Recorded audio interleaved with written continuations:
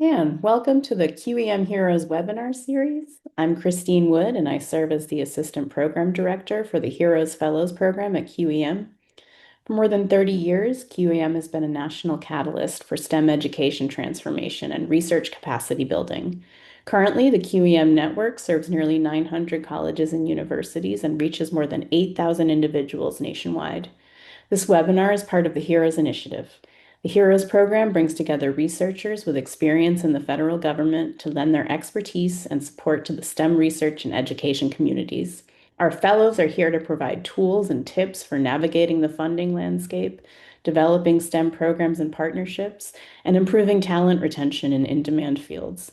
We hope this series promotes engagement with our HEROES fellows and provides valuable resources to our participants. During the webinar, we invite you to use the Q&A tool to ask questions, and we'll address questions at the end of the presentation. The webinar recordings and slides will be available in the QEM Resource Hub.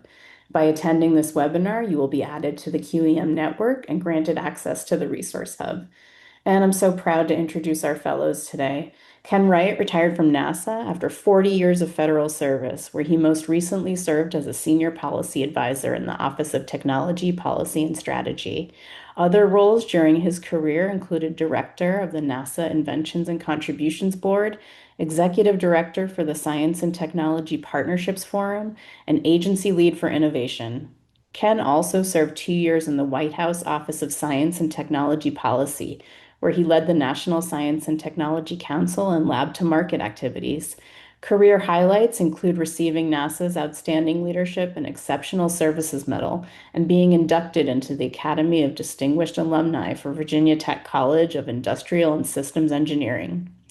Dr. Quincy Brown is the Principal of Futures and Innovation, leading education and workforce strategic development and advising. With over 25 years of experience in engineering and technology, she specializes in STEM education and workforce development. Most recently, Quincy served as the Director of Space, STEM, and Workforce Policy in the White House National Space Council. Her career includes senior policy roles across 2 presidencies in the White House Office of Science and Technology Policy, Senior Director for Innovation Research at AnitaB.org, Program Director for STEM Education Research at the American Association for the Advancement of Science, and Computer Science Professor at Bowie State University. Quincy holds a bachelor's degree in electrical engineering and master's and doctoral degrees in computer science. So without further ado, I'd like to turn the floor over to our presenters. Thank you, Christine. Let's see, I'm gonna put this in. I will share my screen so we have the slides. Let me know if that's okay. Good. All right. So, good morning, good afternoon, depending on where you are. Thank you for that great introduction, Christine. Ken and I are here to talk about work-based learning and its benefits to students and colleges and universities. And yeah, before we get right into the activity, we just want to give you a little bit about our agenda today. Quincy's going to start off with a conversation about what is work-based learning, provide some top-level information on that. We'll talk about some types of work-based learning, also WBL. If you see that, that's work-based learning. We just don't want to say it every time. And then I'll give some specific examples, both from NASA, with my experience with NASA, as well as with the private sector and other entities that NASA partners with to utilize for work-based learning opportunities. And then we'll close out with some information on building relationships and next steps and how we can really use work-based learning as part of your overall strategy. Before we kick into that, let's just do a quick poll so we can see who's on the call today. If you could, just fill in your information, just give us a better idea of where we want to go in terms of really being able to drill down based on who we have on in the webinar. Christine, just let us know once we have enough folks there. We'll go from there. I'll give folks a few seconds to answer the poll.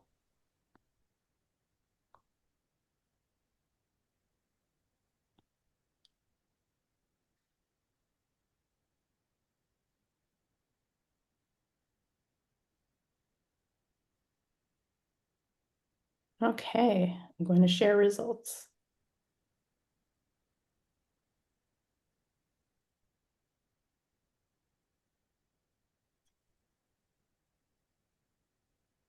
That looks good. I think that really fits well with what we have ready to present to you today. So with that, I'm going to turn over to Dr. Brown, and she's going to give you that background information.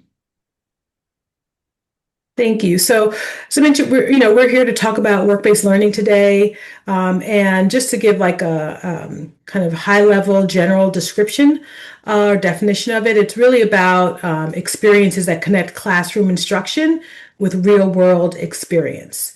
And so the idea with using work-based learning is that learners can develop industry-specific skills and increase and have a greater sense of career awareness. Typically, these involve a partnership, some kind of relationship, which we'll talk about at the end, between the industry and the schools, the colleges, universities, or community colleges.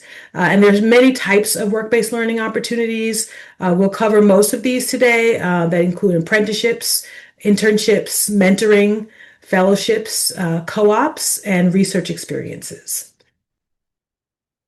So first, I want to go a little bit into apprenticeships and what something that's called pre-apprenticeships. So pre-apprenticeships, yeah, are these are generally shorter term. Sometimes these can occur for learners as early as high school. There in those programs, there's a focus on foundational skills, and they are often designed to be preparation for a learner entering a registered apprenticeship program. These are often unpaid, again, part because of their duration and their focus on foundational skills, but they're often unpaid. And then there are apprenticeships, and I have in parentheses registered. We'll talk about what it means for it to be registered on the next slide. But these tend to be longer term. Apprenticeship programs typically are around 18 to 24 months. They're often paid. And if they're not paid, then the student would receive course credit. For being part of the apprenticeship program. And they are designed to lead to a nationally recognized credential. So unlike a pre-apprenticeship, you're not necessarily earning a credential. You may not get credit. You may not get paid. It's really like prep to go into an apprenticeship. And so we talk about, quality, right? How do you know if a program is of quality? The United States Department of Labor Employment and Training Administration, so ETA, has published a rule that describes quality for pre-apprenticeship programs. And so I've included the link there. You can go and see the rule is still active. However, the website is a little wonky right now, so you may not be able to get to the details, but the rule is still active. There's another organization called Jobs for the Future, which we most commonly refer to them as JFF. They have a framework for high quality pre-apprenticeship programs.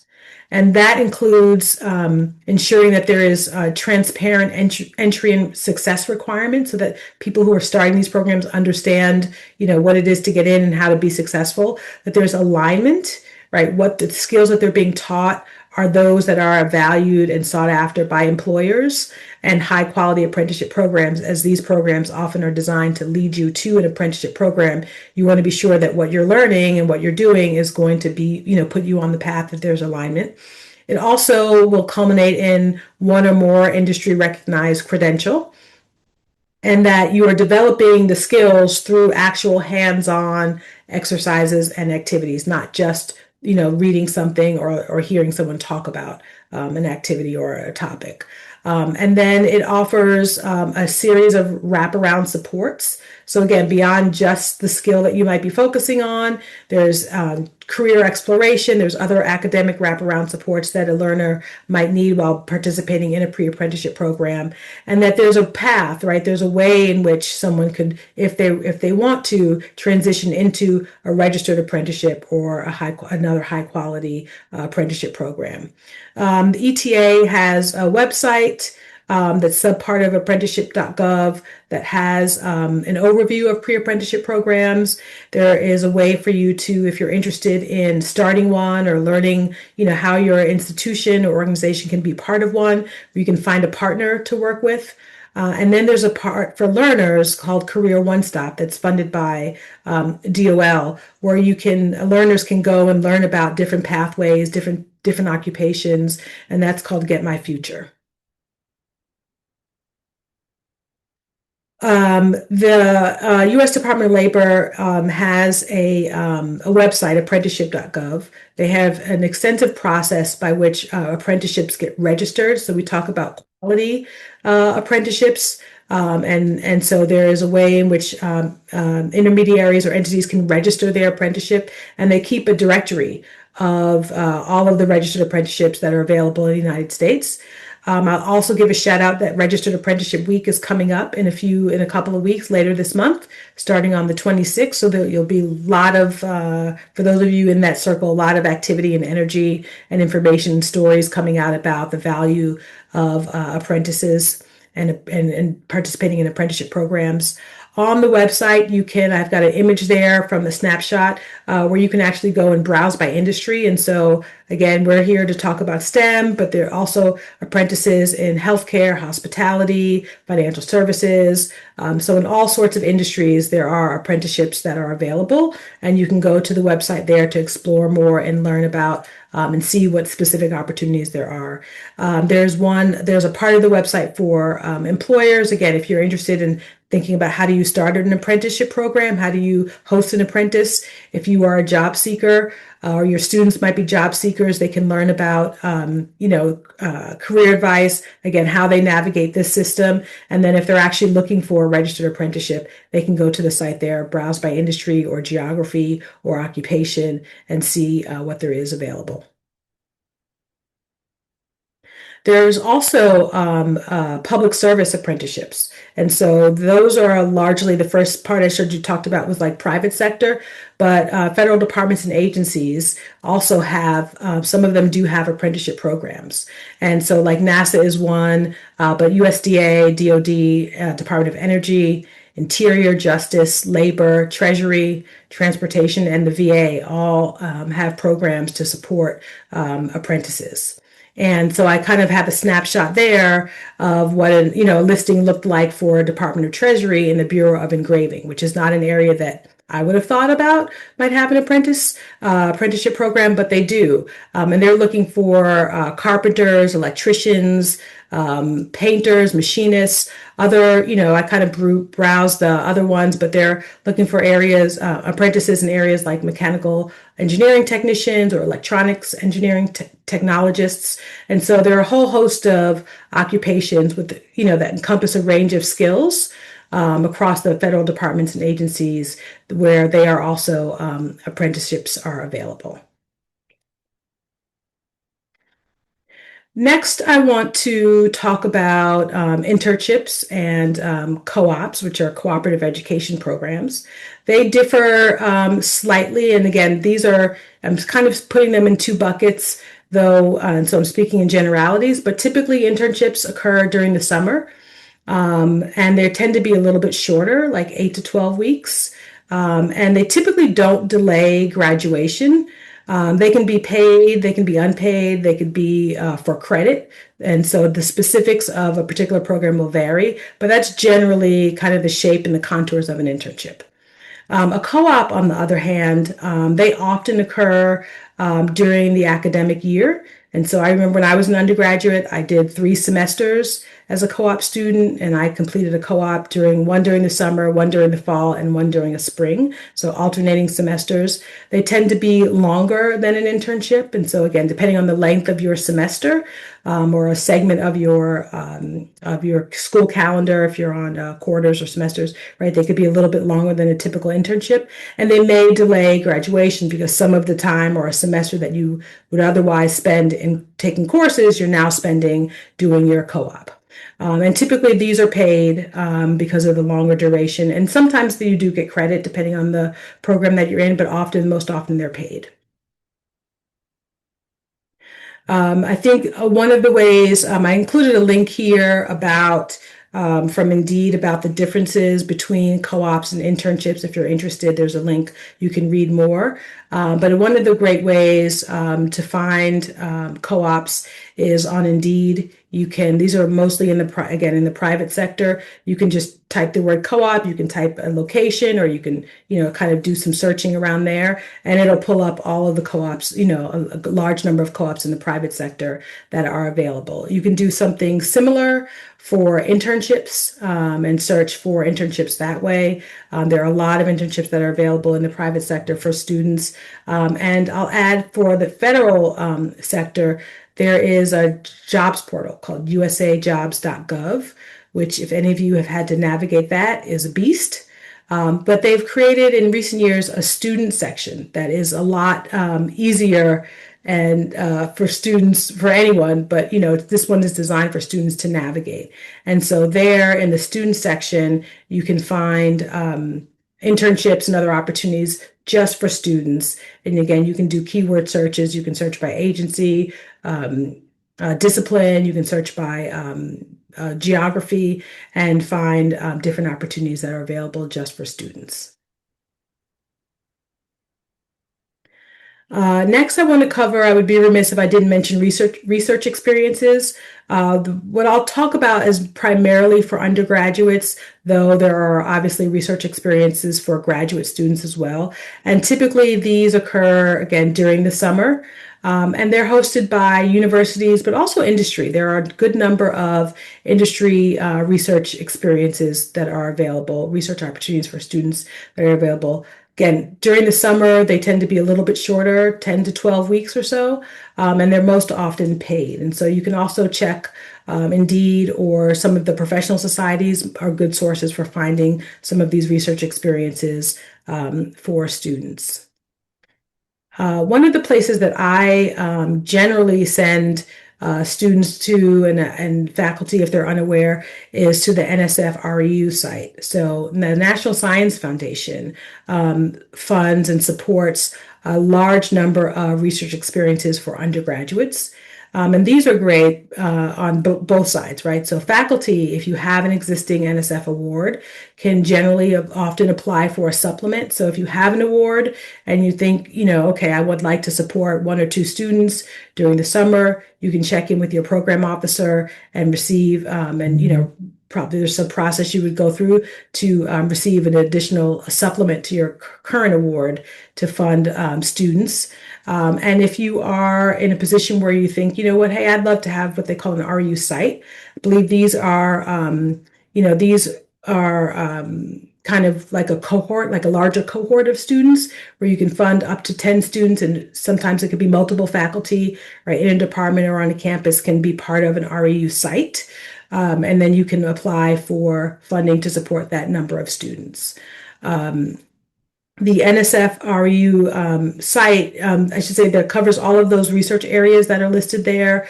And the site is really great because they have information for students, information for faculty. And the part about that I really appreciate is that it has a directory of all of the REU sites. And so students can go, or you can go and look, and you can search by geography, you can search by academic discipline, you can search by, there's keyword search, different ways you can search that and see what are all of the opportunities that are available that are funded through this NSF REU program.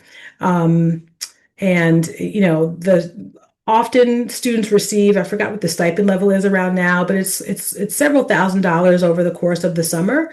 And some of them include housing or support and assistance for housing and transportation. So it does vary a little bit, based on the specific location and what they're offering, but it is a great opportunity for students to kind of explore outside of the bounds and have these research experiences. Even though they're called our research experiences for undergraduates, I also think this is a great way for graduate students to get a sense of like who all is doing what in a particular area, because you might be able to go and again search for geography or search for your discipline or your research area and see who else is doing this work. There's generally a contact information so you can see what faculty are doing work, and sometimes they may have support outside of obviously this REU program, but they may have support or be open to hosting you as a graduate student. So though it's kind of tailored towards undergraduates, I think it's also a great resource to kind of learn about the broader landscape for graduate students. And the last piece I want to cover is around fellowships. So this word is a little loaded. These tend to focus on professional development, and there are fellowships that exist in university and industry. Though I have here that they tend to be shorter, again, similar like 10 to 12 weeks or so, and they generally come with a stipend. You'll also see the word fellowships associated with other types of programs. So you can be a postdoctoral fellow, right? Those sometimes are, much longer, right? A year, multi-year, or a semester. Again, those tend to come with stipends, but I think an implied part around mentorship and professional development that's slightly different than, say, an internship or a fellowship, or a co-op, right? Where a fellowship is a little bit about more developing you professionally in addition to the work or the disciplinary work that you would do. And so Ken will also talk about fellowships when he does his part. And over to Ken. Thanks, Quincy. As mentioned earlier by Christine, I've worked at NASA for almost 40 years, and so got a lot of experience working with various students and faculty over the years, and I really have a lot of energy and passion around that. And as a member of the Office of Technology Policy and Strategy, we weren't just talking about the strategy in terms of the technology piece, but also the strategy in terms of the workforce for NASA. So I think that transitions nicely into what we want to talk to you about today. But before we get started, we got to recognize Artemis 2 crew. Congratulations for that launch and Godspeed to them as they go on their 10-day mission around the moon. And one of the things that comes out of this, actually, you see Quincy and I both had a chance to participate with several student activities with Victor Glover, who's the pilot on the mission. But we had an opportunity also to work with multiple centers. Thousands of people, thousands of students have actually contributed to Artemis 2. And they are part of this mission. Once you become part of anything with NASA, you're part of the NASA family. So a lot of pride with the students as well. We also have 10 centers across the U.S., 6 mission directorates. And even though this particular one is in human space, there are lots of contributions from all of the folks in the 6 mission directorates, including the STEM engagement, which is actually part of mission support. We'll talk about the STEM engagement office, which is specializes in engaging with the students and faculty for various NASA opportunities. And we think of NASA, a lot of times we just think of, science and math, but there are also a lot of business opportunities as well because NASA has contracts, as we all know, with a lot of different vendors. And we really need folks with expertise in those contracts as part of the opportunities that's also provided as we talk through these work-based learning opportunities. Just want to give you a little bit of top level from the Office of STEM Engagement in terms of some of the things that recently they kind of changed in terms of their philosophy. This data actually is from 2025. You can see on the left that there's a lot of engagement primarily with the elementary school students, then a little bit less for middle school, and then a little less for high school, undergraduate, kind of diminishes. And on the right, you can kind of see correlation between the educators reaching to those different levels as well.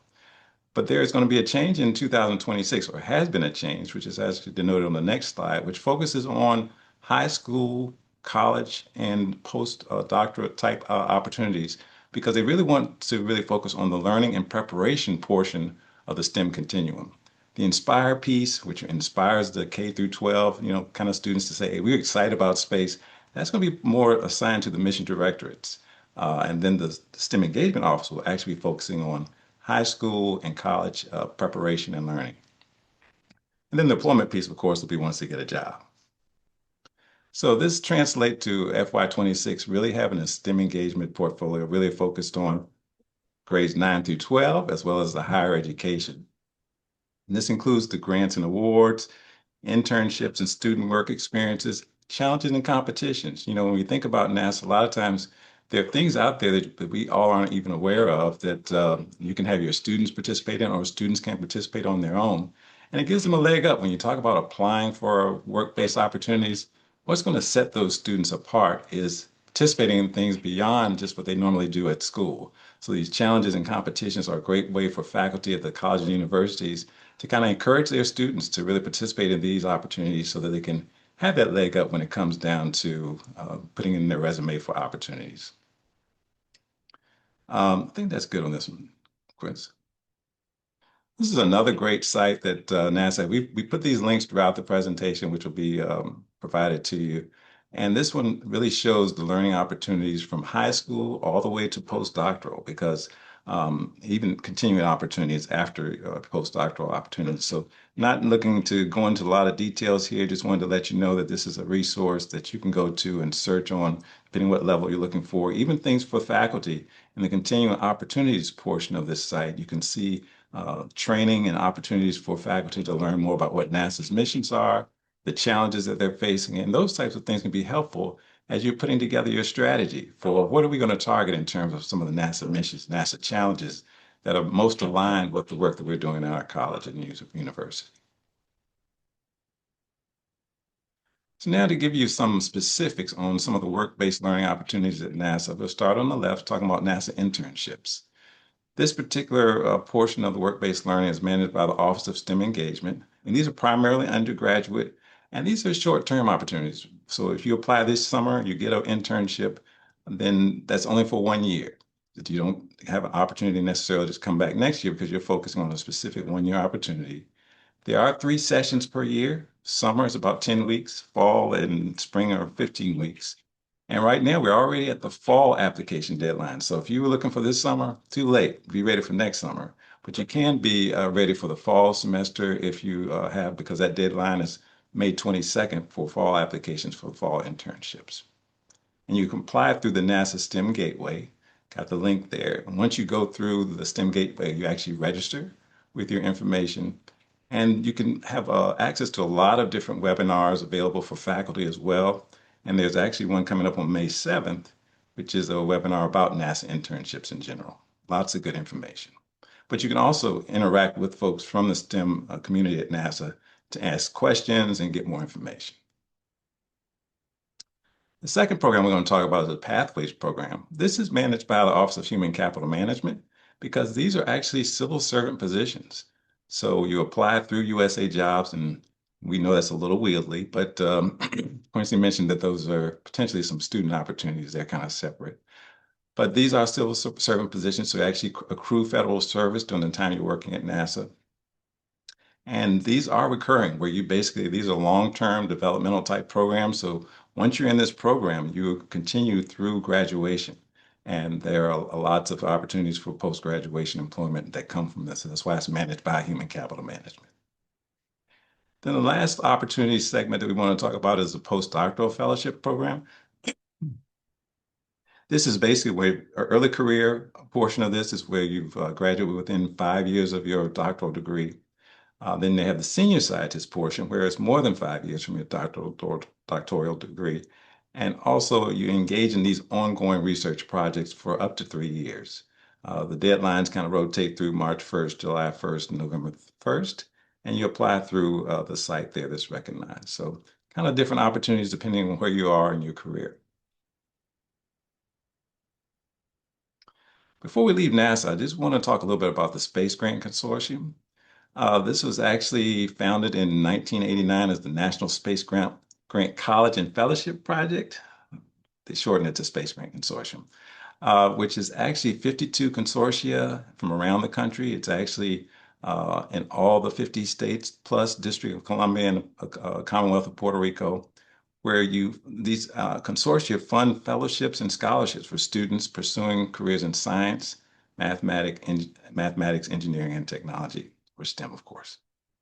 And so this also has curriculum enhancement for faculty development as well. So faculty, if you want to learn more about what we're doing at NASA, this is a great opportunity as well to see what your state has in terms of curriculum development and really, again, coordinating that with your strategy for your college or university and helping your students really feel like what are the best opportunities for them based on some of the strategies that you develop. Next slide, please. And these are just some of the NASA points of contact. You see you got a space grant point of contact there, the National Community College Engagement. This is something that NASA is really focusing on more in 2026. But previously, it hadn't had this focus area in terms of community colleges. But now that NASA has actually allocated Dr. Amira Flores as the specialist that's going to work with community colleges from around the country to help them engage with NASA. So community college folks, This is especially beneficial for you kind of getting early in the game because they're still developing their policy. I was talking to the Deputy Associate Administrator for STEM engagement, and they said they need the colleges and universities to help them figure out this new strategy and how they can engage more effectively. So this is a perfect opportunity to kind of get in the front of the line and have some really good dialogue with NASA on these. Next slide, please. So one of the partners that NASA works with is the National Gym Consortium. It's actually a nonprofit organization that specializes in fellowships for students pursuing their master's and PhDs. And NASA really felt like there was a lot of synergy with what the gym opportunities were and what their mission was, and what NASA was looking to do in terms of their workforce and development programs for work-based opportunities. So to give you a little bit about GEM, they were founded in 1976 at the University of Notre Dame. They really recruit these high-quality students pursuing their master's and doctoral degrees in applied science and engineering. And they actually take the time to help match the student skills to the needs of the GEM employers. And over the years, they've had over 5,000 graduates with advanced degrees. You can see their website there. So when we talk about the GEM Consortium, what is that? It's actually a mixture of government agencies. We'll talk about some of the specific ones involved there that provide work-based learning opportunities for students, and they provide the student stipend. Industry partners also provide work-based learning and student stipends. And then the colleges and universities, they cover the cost of the graduate school tuition for the students that have been selected for GEM. And they all come together to really have a win-win situation for all parties involved. So this is kind of just a collage that shows some of the partners that are working with, that are part of the GEM Consortium.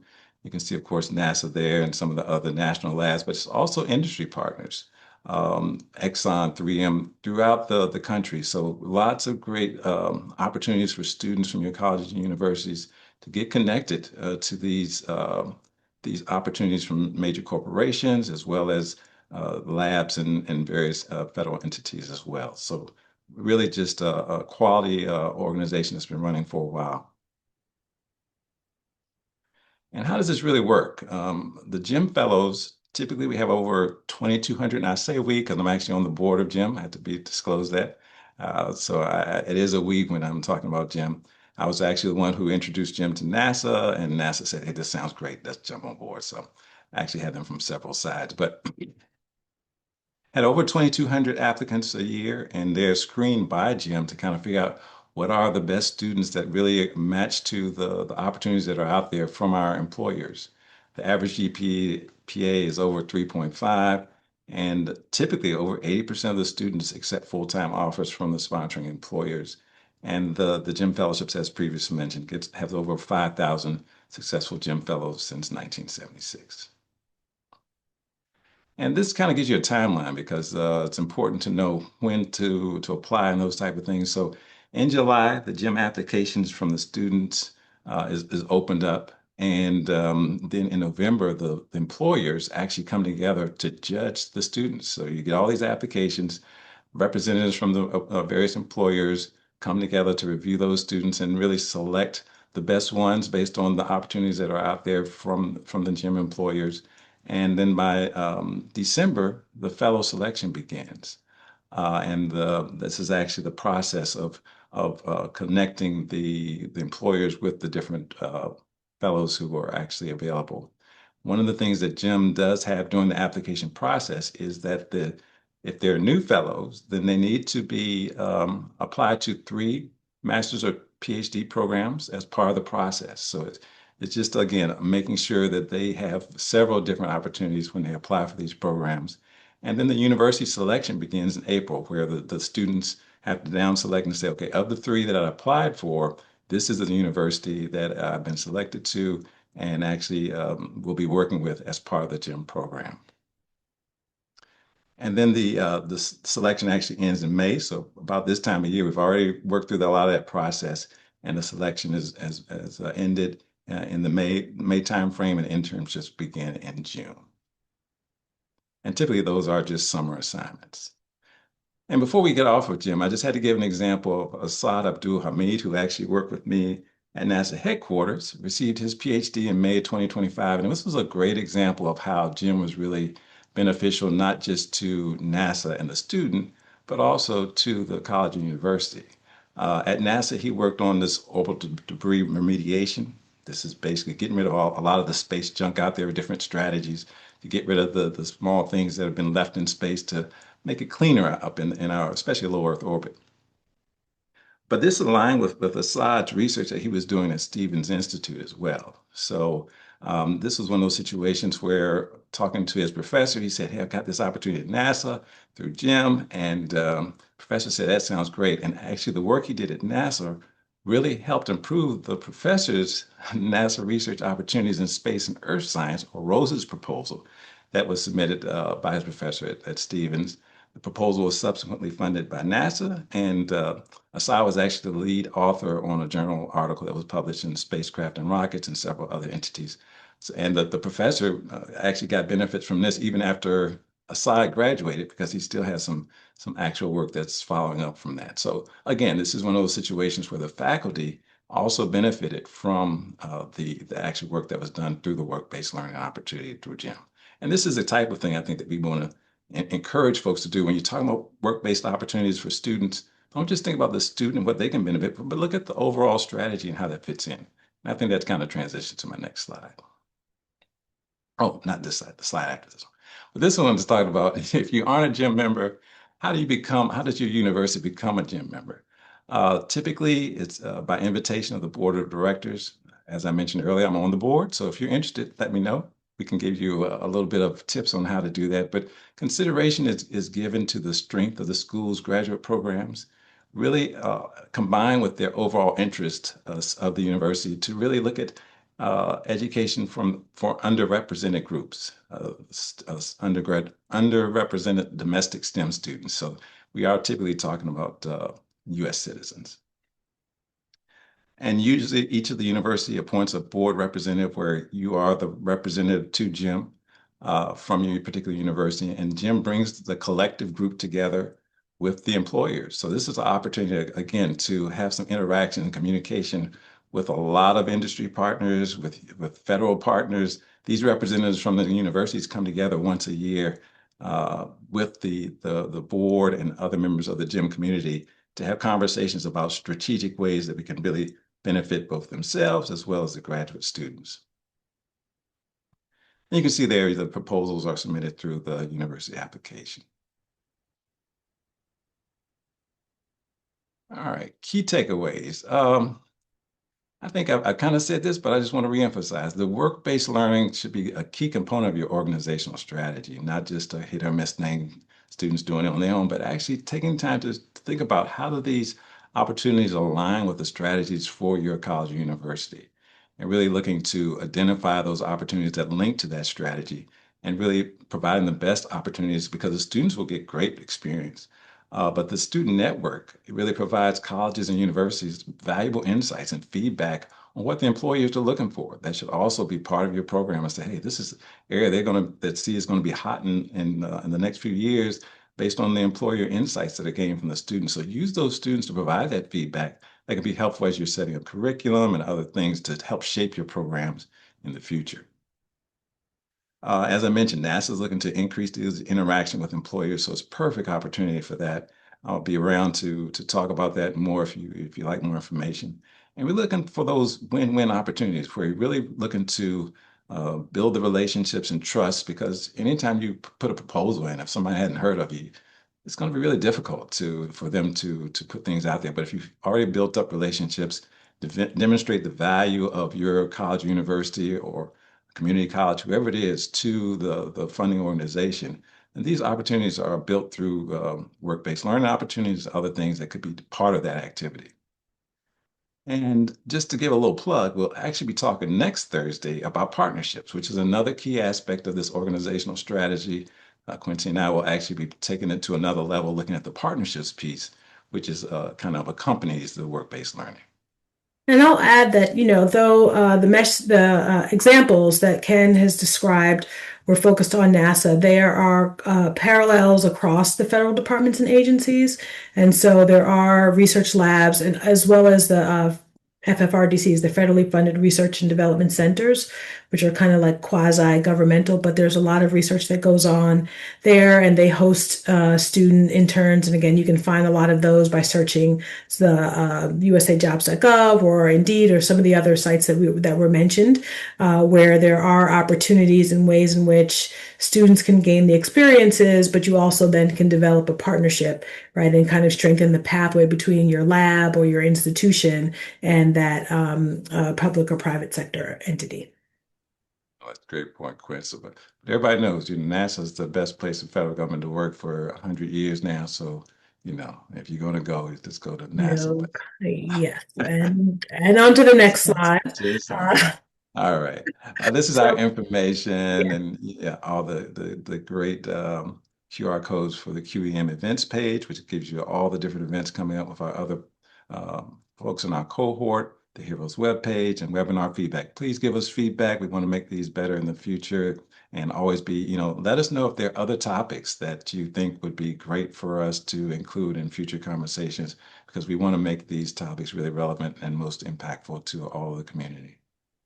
thank you, Ken. There's a question in the chat about whether there's a financial obligation for GEM, if there's a financial obligation on the university's part. I know you mentioned kind of what um, the university, you said supports their tuition, but if you want to say more about the university requirements. Yes, the university requirement is just to provide the tuition for these great students.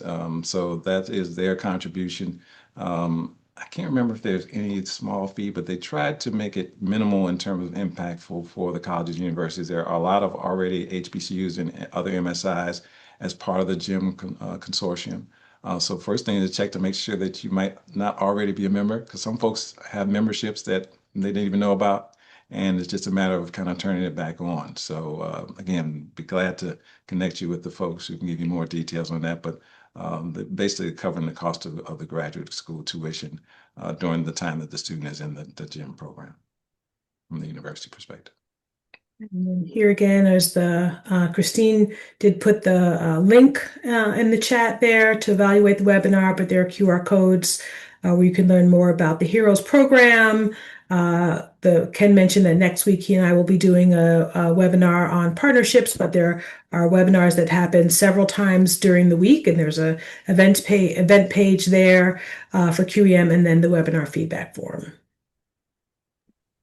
Yeah, Wow, and thank we'll you make sure so we much. get the Sorry, slides Ken. to you. Oh no, I said we'll make sure we get the slides to Christina, who'll post them on the site, because there are lots of good links, and like I said, the links to all of the different information are there. And if you have any questions about specific ones, don't hesitate to reach out to myself or Quincy. Thanks for attending today, and thanks for this incredibly resourceful presentation. We invite folks in the audience to ask questions. You can raise your hand to come off mute, put something in the Q&A box, or use the chat. We have plenty of time for discussion and conversation. I'm going to stop sharing my screen then.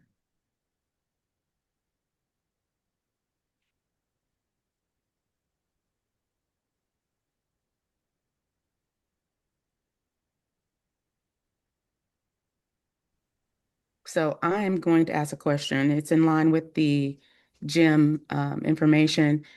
So I saw on the chart that, different responsibilities, but what I did not see, and I might have missed it, maybe you said it, when the student is on an internship and has to go a physical location, does the industry partner cover their living and that type of thing? Yeah, typically not. That's, kind of part of, they have to take it out of their stipend. They get a pretty good stipend. I think it was 20 some thousand. Okay. So it's a little bit more than some of the others. So they do typically have enough to cover housing as well, Okay. if they Thank you. have to. A lot of them try to do it. Like my particular person lived in New Jersey. And so he was able to come in a couple of times a week, and we covered the travel for his time while he was there. So it wasn't like a Mm, permanent change, but we could come in and have him stay for a few days for meetings and go back. So a lot of flexibility depending on the employer of how they make that so the student can keep as much of the funding that they get as possible. Thank you. We've got some raised hands in the queue. Dr. Greg Davis, I'm going to allow you to come off mute. Thank you, Christine, and thank you, Quincy and Ken. My question is about apprenticeships. I know a thing or two about them. I don't feel like I'm at all an expert, but I thought of them always as an alternative to a student going to college, and I want to understand how you see that being part of a higher education experience. So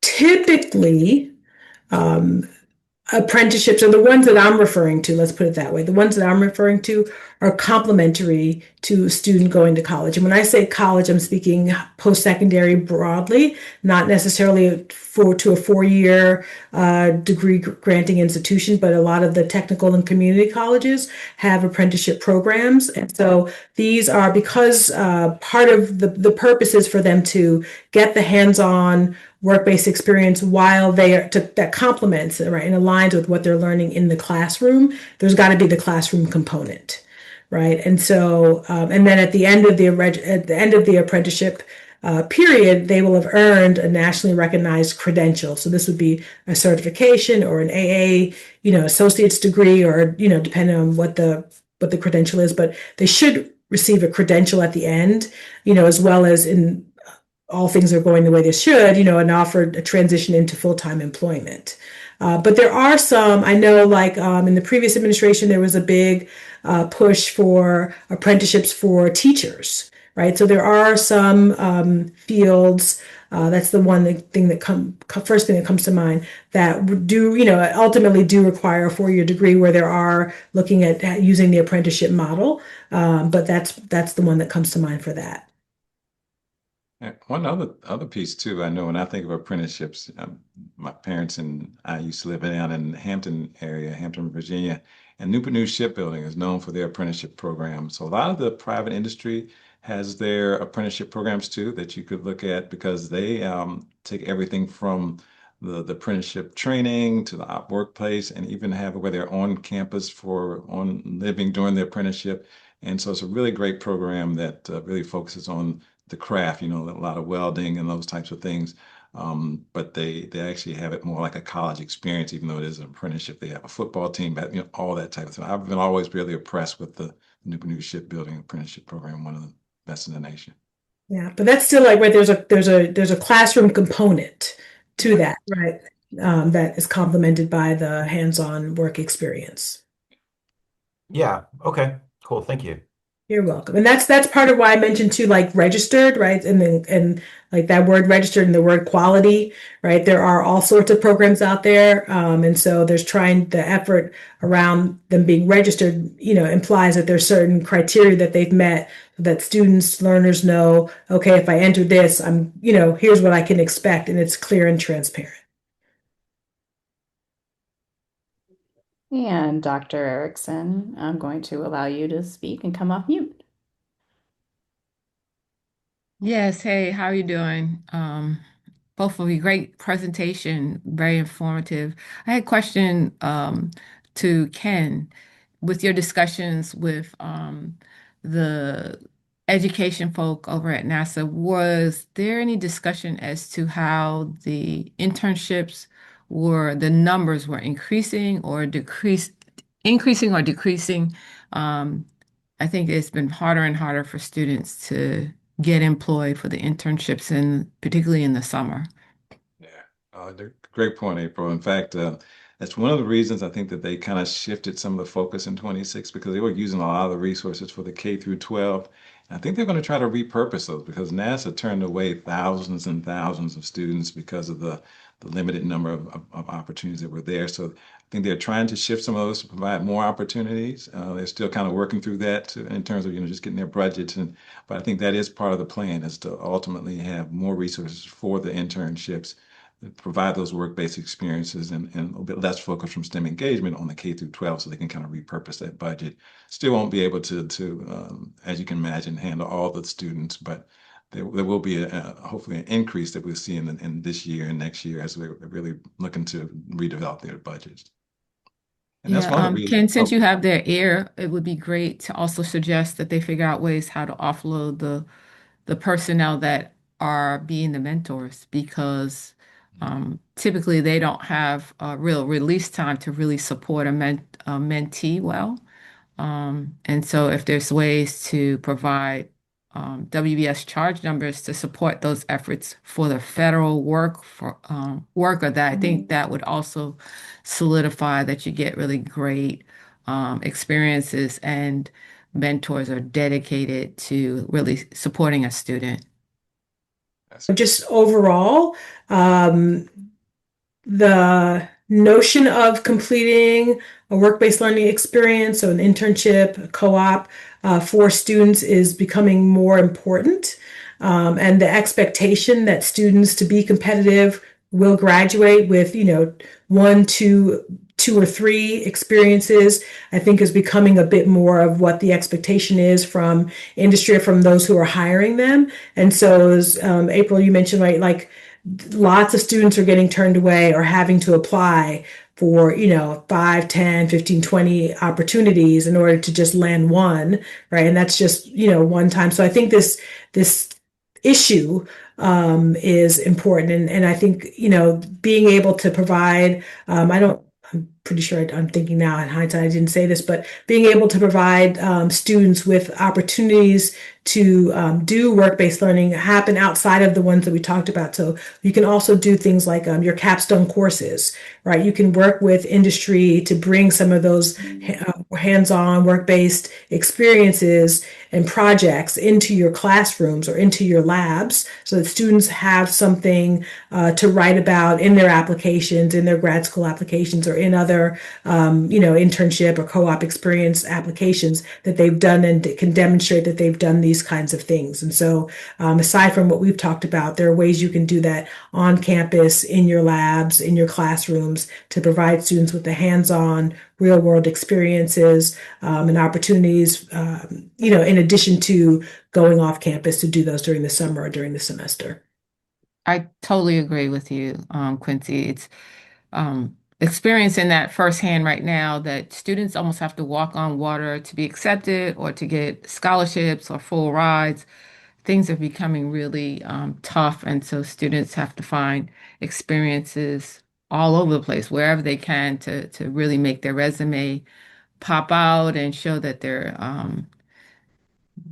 not necessarily aggressive, but very assertive and confident in seeking opportunities. So I think it's really a great list of experiences that you guys have presented today. Thank you.